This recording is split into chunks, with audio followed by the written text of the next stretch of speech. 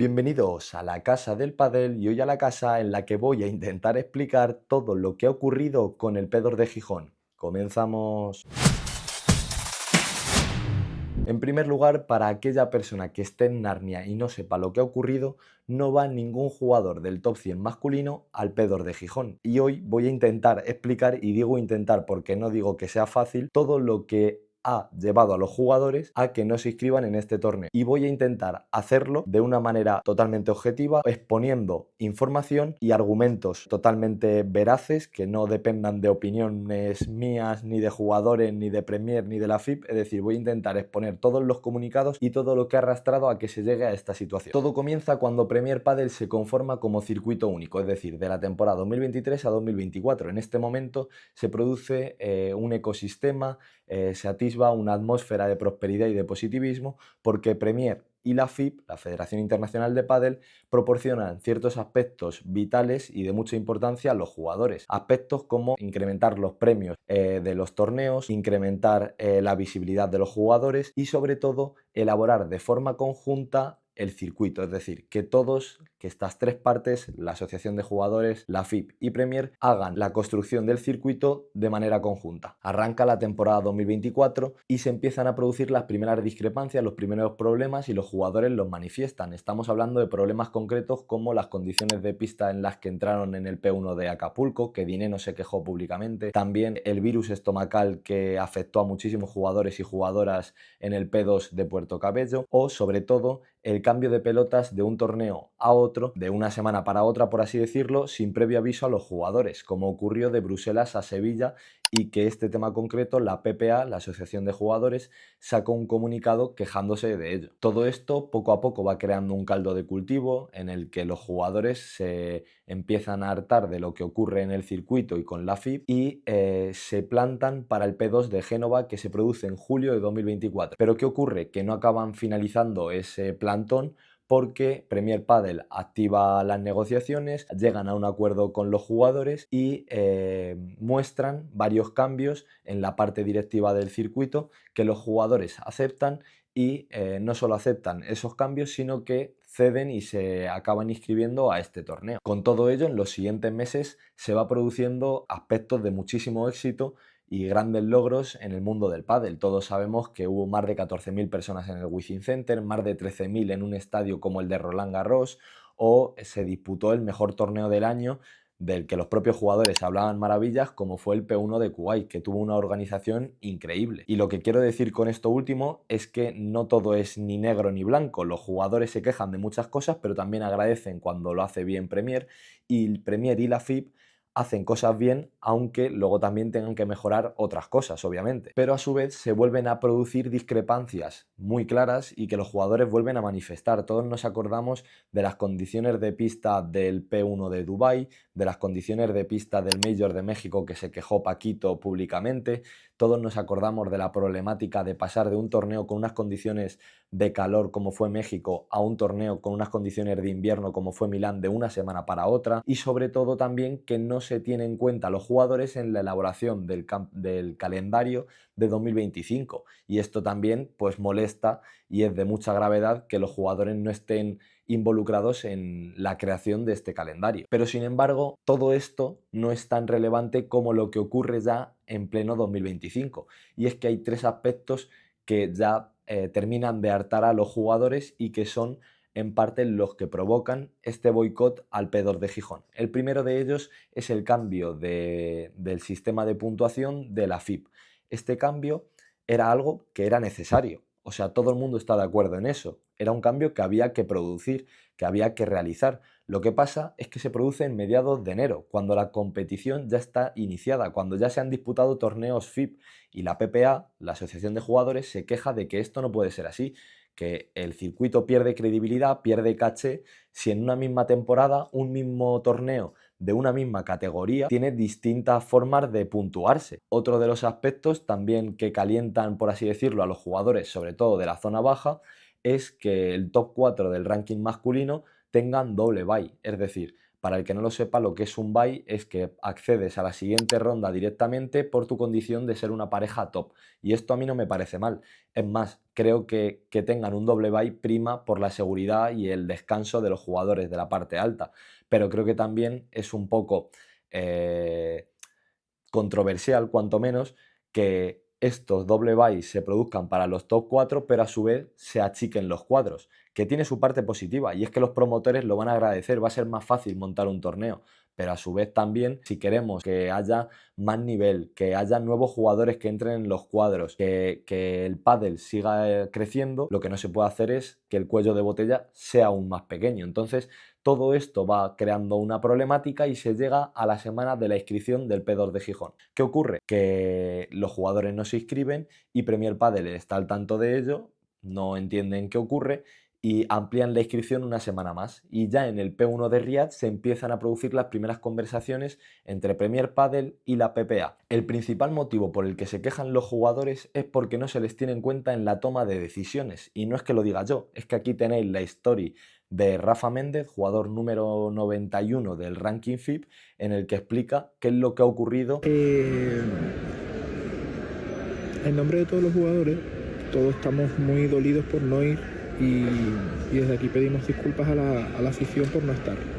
Pero el motivo de no estar en el torneo es porque Premier Padel ha impuesto una serie de cambios junto con la FIP en el circuito, tema puntuación, reparto de dinero, cuadros, o sea, cosas que al final cuando esto estaba a vuelta del Tour, una de las cosas que más nos gustaron a los jugadores era que en este nuevo circuito el jugador tenía voz y voto a la hora de hacer los cambios, hacer un consenso entre jugador y Premier Padel.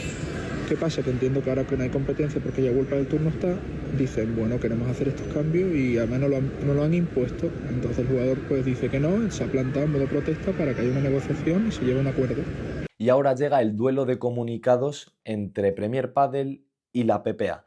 Y aquí voy a intentar ser lo más rápido y lo más breve, aunque explicándolo de la mejor forma y parafraseando lo que se dicen en los comunicados. Arrancamos con el comunicado de Premier Padel. Ese primer comunicado ya se produce en disputa del P1 de Riyadh y lo que hace en el comunicado Premier Padel es pedir explicaciones a la PPA y un poco los motivos de la ausencia de los jugadores para el torneo en Gijón, porque ellos no estaban en conocimiento de lo que estaba ocurriendo y no sabían por qué los jugadores no se inscribían. Además, en este mismo comunicado, Premier Padel también expone pues, las consecuencias graves que se producen a través de que los jugadores no se inscriban en este torneo de Gijón y habla de varios aspectos importantes, como que se fulmina el sueño olímpico a corto plazo, que se pone fin a la llegada de nuevos promotores e inversores al circuito y que los daños a la ciudad de Gijón y a los aficionados asturianos, pues hombre, son bastante graves y de una gran importancia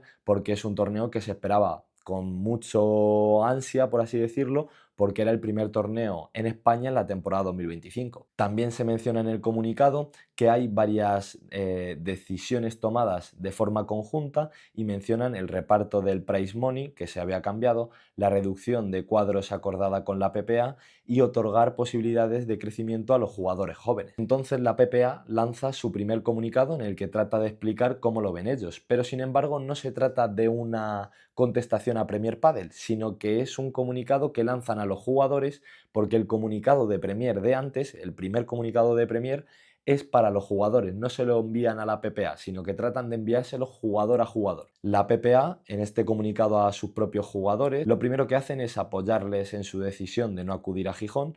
También puntualizan aspectos importantes como que la reunión para acordar el sistema de puntos fue convocada de forma informal por FIP y Premier y que ellos mismos cuando fueron invitados a esta reunión no sabían a lo que iban. La PPA pedía que los cambios fueran para 2026, no para este año. La reestructuración estaba limitada a las propuestas de la FIB y también recalcan que se hace con la temporada ya iniciada, como comentaba antes. A su vez, la PPA también exige como ciertos puntos claves como que se restrinja el acceso a los jugadores de ranking alto a torneos del circuito FIB, además de pedir que los torneos FIB tengan mejores estándares, es decir, que las calidades de los torneos FIB sean mayores.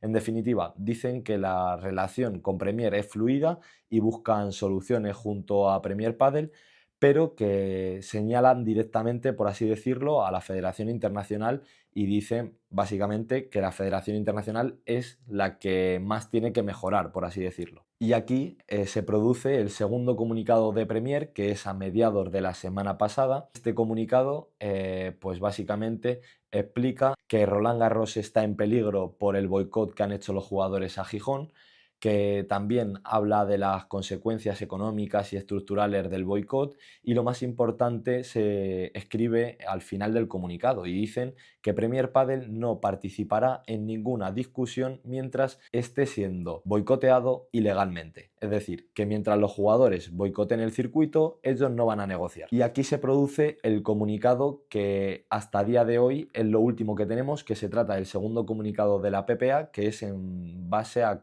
contestar un poco a Premier Padel y a la Federación Internacional, a pesar de que este último no se haya mostrado ni haya respondido públicamente.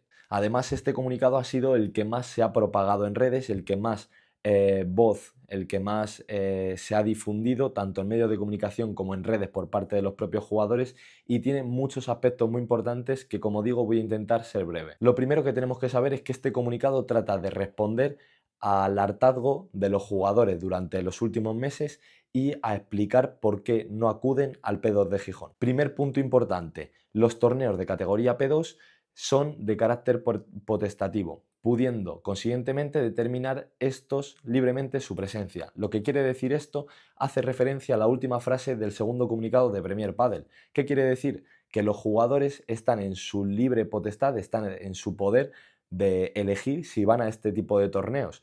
Entonces aquí se encuentra un primer conflicto, y es que Premier dice que es algo ilegal lo que están haciendo y los jugadores dicen que está en su potestad ir o no ir a los torneos de categoría P2. Segundo punto importante: los jugadores quieren jugar, pero no a cualquier precio, no quieren aceptar la mala praxis de la FIP. Aquí hacen referencia a que la FIP no está haciendo bien su labor y que no pueden pasar por alto todas las incongruencias que están cometiendo. Tercer punto importante: hace tiempo que los propios jugadores vienen requiriendo a FIP que haya una ordenación y regulación del pádel de acuerdo con los principios de legalidad, equidad, neutralidad y transparencia, requerimientos que con carácter habitual son desoídos. Y tras estos puntos se exponen también los puntos concretos por los que no han ido a Gijón. En primer lugar, se habla de la modificación unilateral del sistema de puntos realizada por FIP. En segundo lugar,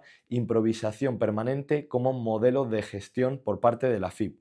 En tercer lugar, el conflicto de intereses en la FIP, ya que es el órgano regulador de Premier Padel, pero a su vez la FIP forma parte como socio de Premier Padel. Es decir, aquí habla la PPA de que hay un conflicto de intereses claro en lo que se refiere a la institución de la Federación Internacional de Pádel. Y como resumen final, hablan de que se debe mejorar la situación y de que ellos, la PPA, está abierta a la negociación tanto con FIP como Premier para poder, por así decirlo, poner solución y buscar cuáles son las vías más rápidas para que todo vuelva a la normalidad. Y esto es lo que se sabe a sábado por la tarde del 22 de febrero de 2025.